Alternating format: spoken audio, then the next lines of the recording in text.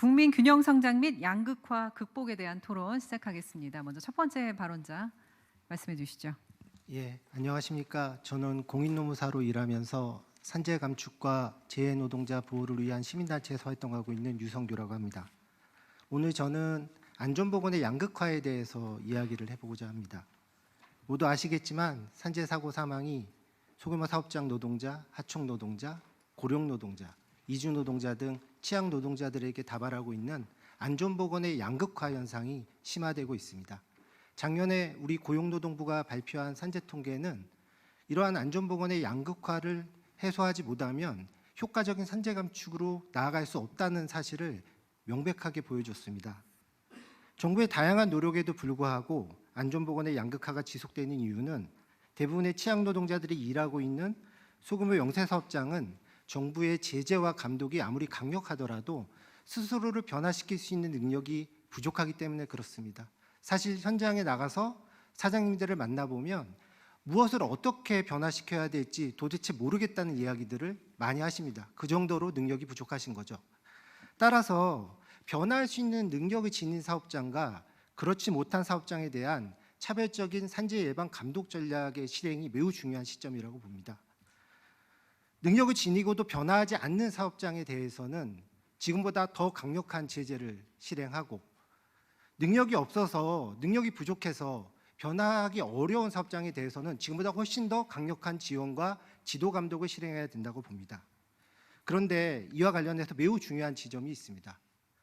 사업주 지원과 지도 감독을 무차별적으로 해서는 안 된다는 거죠. 어떤 지역, 어떤 사업장에 대해서 어떤 지원과 어떤 지도를 할 것인지에 대해서 정확히 타겟팅해야 됩니다. 사실 과거 우리 정부가 수많은 지원 정책과 지도 감독을 펼쳤음에도 불구하고 그 효과가 낮았던 이유는 바로 이 타겟팅을 제대로 못했기 때문이라고 판단이 듭니다. 정확한 타겟팅을 위해서는 산재 다발 지역 및 업종, 공정, 작업 유형, 인적 취약성 등에 대한 목적 지향적이고 면밀한 통계 분석이 반드시 이루어져야 됩니다. 자신이 어디에 발 딛고 서 있는지를 모르는 사람은 앞으로 어디로 나아갈지도 모르고 사실 나아가더라도 잘못된 방향으로 나아갈 가능성이 높습니다. 조속히 실질적으로 도움이 되는 산재 통계 수집 및 분석을 위한 인프라 구축이 반드시 마련돼야 됩니다. 덧붙여 소규모 영세사업주들의 현장의 의견을 들어보면 노동부나 안전보건공단 등이 시행하는 지원 제도를 모르거나 알고 있더라도 그 절차가 복잡하거나 신청 서류가 복잡해서 신청하지 못하는 경우들이 많다고 하십니다. 실제로 제가 현장에 나가보면 누가 사장님이고 누가 직원인지 모르는 경우들이 많습니다. 소규모 영세사업장의 경우에는요. 격리사원도 없고 총무사원도 없고 일도 하시고 서류도 챙기셔야 되는 분들이 많죠. 결국 지원 제도를 구축할 때 진짜 도움이 필요한 이러한 소규모 영세사업주들이 배제되지 않도록 제도 접근성을 높이기 위한 방안을 반드시 함께 고민해야 된다고 생각합니다. 부처주의와 산재 감축을 위해서 노력하시는 대통령님과 장관님 그리고 모든 공무원 분들께 힘내시라는 응원의 말씀 드리면서 제 이야기 마무리하겠습니다. 감사합니다.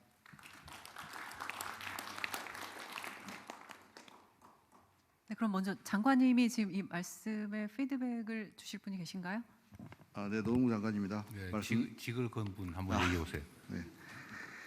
네, 말씀 감사드립니다. 말씀 주신 것 같이 이 산업 안전에서도 격차가 심화되고 있고, 이른바 엄벌주의가 통하는 데가 있고, 엄벌주의조차 감당하지 못하는 사업장이 있습니다. 결국 50억 미만, 50인 미만 사업장에 대해서 우리가 어떻게 지원하고 그들의 산재를 줄일 것인가라는 것이 우리의 당면 과제인데요.